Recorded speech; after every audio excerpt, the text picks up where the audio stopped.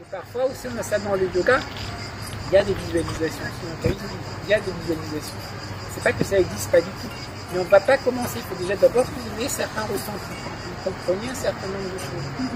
Et après, sur certaines visualisations qu'on fait aussi dans les yogas, c'est l'énergie dorée, chaleureuse qui monte par en haut. Et après, l'énergie argentée, lunaire qui remonte, etc. Elles existent, ces énergies. Donc en fait, à la base, c'est un truc que tu peux ressentir, même si tu ne l'as jamais visualisé. Quand on enseigne, quelque part, on te donne l'info, tu mets l'intention. Tu goûtes la fois, c'est ça.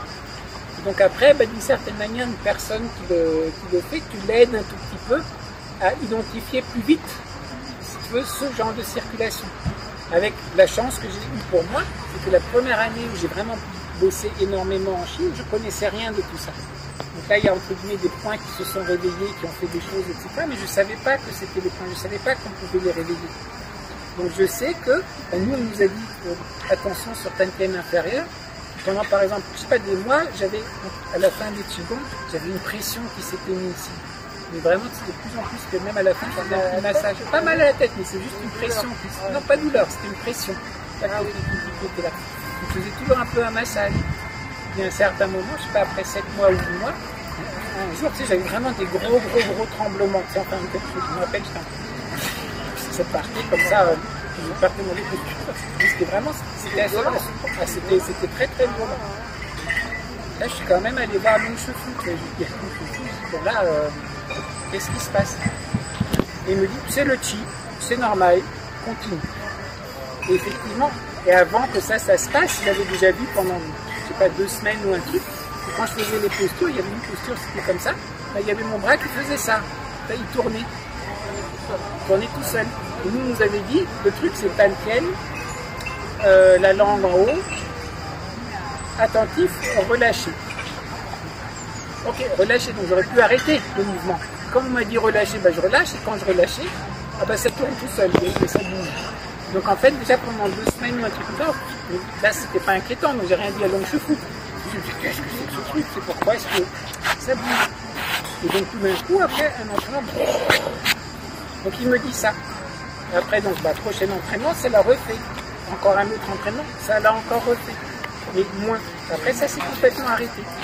Au moment où ça s'est arrêté, là, c'est complètement... C'était vraiment ça, hein. Et en fait, c'est le chi qui ouvre après aussi les canaux à un certain moment. C'est ça qu'il est en train de faire, en fait. C'est comme si tu avais de l'eau qui passe à travers quelque chose qui est bouché.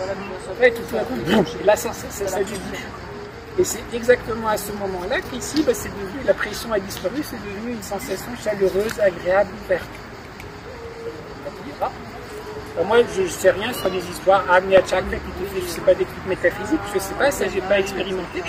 Mais au moins sur le fait que, par exemple, il y a certains points comme ça qui se sont ouverts, ou certaines choses qui se sont ouvertes, là, à l'époque, je ne connaissais rien là-dessus.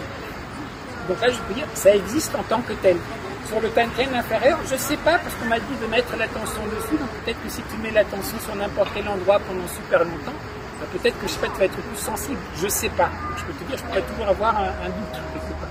Mais sur les autres trucs, non, ils sont venus tout seuls, j'en savais rien. Donc après, quand tu commences à vraiment sentir, tu te rends compte, non, ils sont là. Ils fonctionnent.